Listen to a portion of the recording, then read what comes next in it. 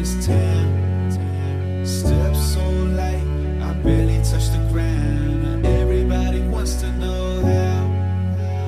Brick by brick, I put them in the ground. Walk like I built, walk like I built this. I do it for my people, family business. Yeah. Oh yeah, oh yeah. Oh yeah, oh yeah. Oh yeah, oh yeah. Welcome to the video we've all been waiting for. You guys saw my low carb day, full day of eating, and my high carb day, a full day of eating. So now we're on the same page. You guys know the numbers I was aiming for low carb and high carb. Now I'm going to take you through how I got to those numbers. But can you believe it? It's April 9th and it's snowing. Heading to the gym now. I'm going to do some squats. Changing up squats today, and I'm going to do front squats because I haven't done that in forever. I'm not sure how much weight I'm going to use, but definitely want to get lots of volume in there. And also I'll hit some shoulders as well. But as I'm showing you guys my workout footage, I'm also going to be talking about my carb cycling too. Kind of change up me just like talking and being in one place, but you also get to see workout footage as well. So hopefully it's entertaining and informational at the same time. But anyway, I'm going to get to the gym and I'll meet you guys there.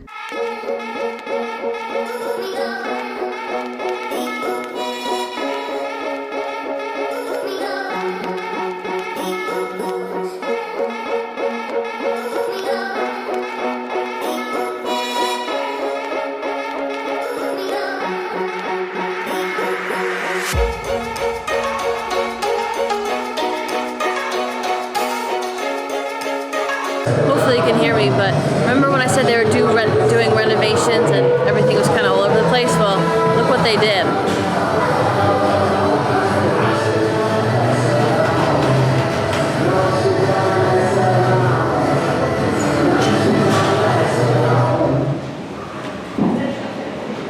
You've got 3 racks now, really like 6 because there's 2 on each. So awesome improvements, really excited to lift today, so let's get started. So getting into carb cycling, what I did to get my numbers first was taking my averages from week 4, my average calories, and carbs, proteins, and fats. And then based off of that, 6 days, I wanted to see how I can manipulate my high carbs on one day, low carbs on another day to get around those same averages for my week 4.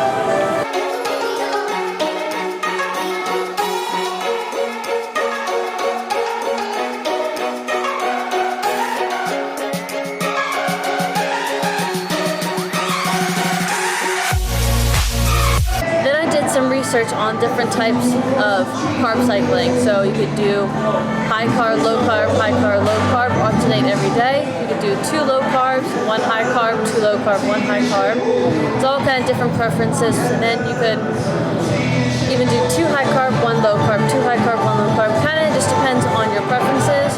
You would initially want to do 2 low carb, 1 high carb. If you want to drop weight very quickly, say it was quick for a photo shoot or something like that. If you want to do 2 high carb, 1 low carb, 2 high carb, 1 low carb, that's where you really want to keep a lot of your muscle and you have time to lose weight. So you don't necessarily need to tap it fast, but you want to keep as much muscle as possible. And then because you're in your most fat burning stage on your low carb days, and then you do 2 high carb days. So it's really all about preference. Then the basic one is where you do high carb, low carb, low carb. That's kind of what I decided to go with.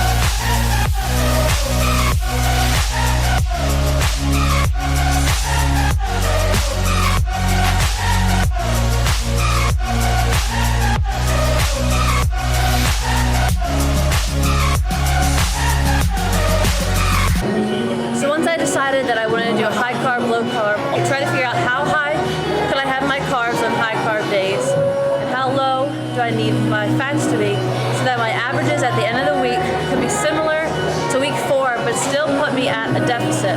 I wanted to put myself in just a slight deficit compared to week 4 so I could make the progress. So what I did was took my average carbs, proteins, and fats from week 4 and then multiplied like whatever my carbs were by like 6 days to get what I could play around with. Because essentially if you're going to alternate high carb, low carb, low carb, you're either going to have 4 high carb days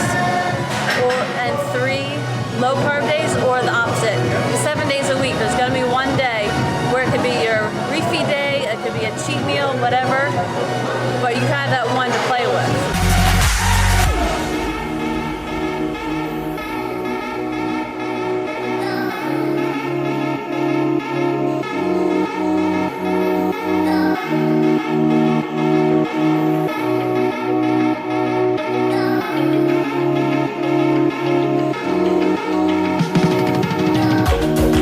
And obviously on high carb days, you want your carbs to be as high as possible because the day before you're very low on carbs. So what it came out to be is if I still wanted to be in a deficit for this week compared to my previous weeks, I could range around 260 to 270 carbs on my high carb days.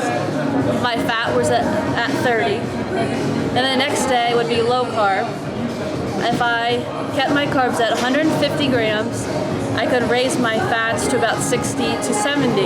And after a whole week of doing that, my averages would still be in a deficit compared to my previous weeks, which I'll go over in the recap video to come up.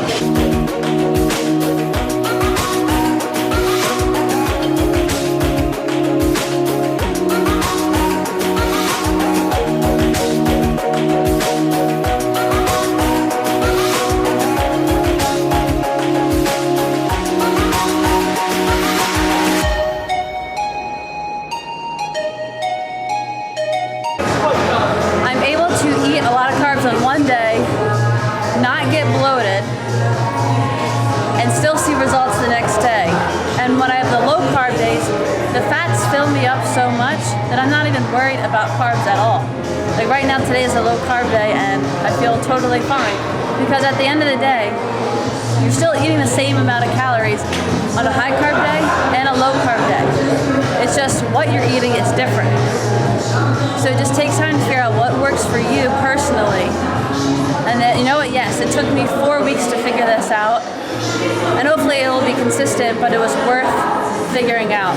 I've got one more set of front squats. Get that done. See you guys later.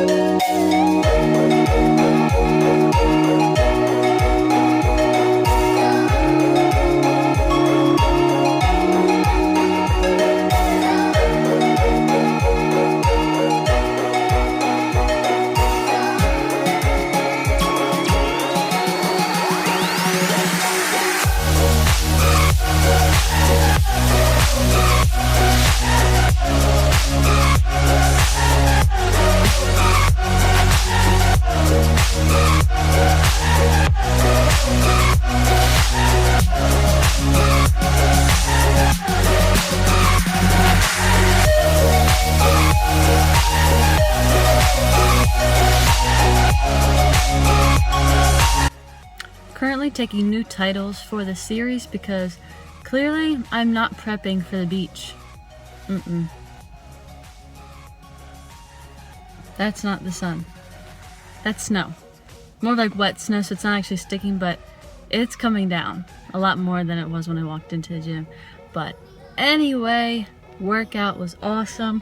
I didn't get to show you guys a lot because for some reason my memory card said it was full, even though everything we recorded on the memory card was from today. So you're talking maybe 5 clips, a few minutes here and there. So I got the basics. Front squats were awesome, and getting overhead press in. I did shoulder shrugs in the squat rack, which was awesome. So not having the memory card was a positive and a negative. Negative because I didn't get to show you guys the workout, and like having all the squat racks now and the bumper plates, like it's just a different environment. It's fun to lift in that area.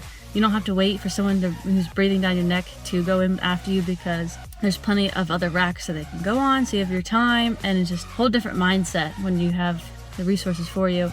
So that was the negative. I couldn't show you guys that, and it would have been cool to have someone like filming me and getting different angles. But then on the other side, the positive side, like for me personally, is I just put the camera away and I got in the zone and killed legs and killed shoulders. Everything was 4 sets and at least 20 reps, nothing less than 20.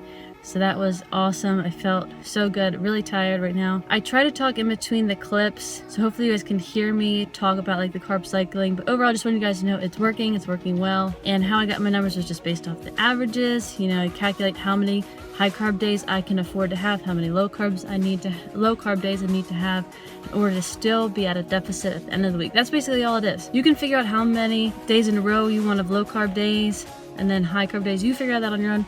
Just as long as you're in a deficit at the end of the week, that's really all that matters. But I'll go over it more in detail in the recap video on Monday morning, just like always. But that's going to do it for this video. Hopefully you did like it and did get something out of it. Please comment down below, because I like engaging with you guys and hearing your questions and comments you have about this, especially right now, the carb cycling. So that's going to do it. But heading back home now, lots of work to do, edit this video, stay warm, and thank you guys so much. Giveaway is almost through, so make sure you haven't gotten on top of that. You do that, but stay safe if you guys are in the area that it is snowing in. Otherwise, if you're in an area where it's warm, I'm jealous. But anyway, thank you all once again. Like, comment, share, subscribe, and as always, have a great day.